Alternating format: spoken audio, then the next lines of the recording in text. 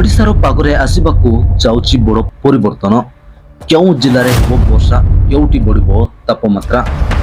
नमस्कार, आपण देखुचंती प्रकृत खबर। आज आमे जानिबा ओडिशार पाणीपाग स्थिति एवं आगामी किछि दिन पाग किपरि रहि पारे। संपूर्ण पाणीपाग खबर जानिबा पाई भिडियोटिकु शेष पर्यंत देखंतु। आजिर बड़ खबर, राज्य रे विभिन्न अंचल रे एबे पागरे परिवर्तन देखा देउची।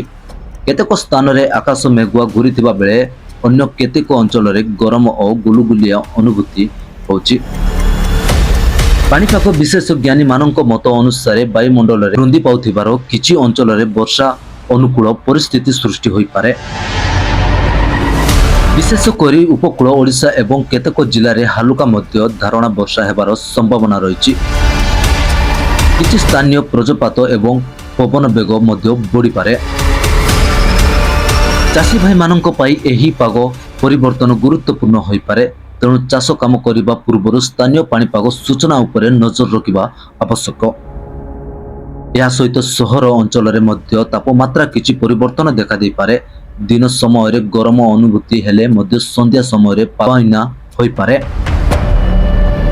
पाणीपाग कोनसी सतर्क सूचना जारी हेले आमे आपनकु तुरंत अपडेट देबु। यह थिला आजिर पाणीपाग अपडेट।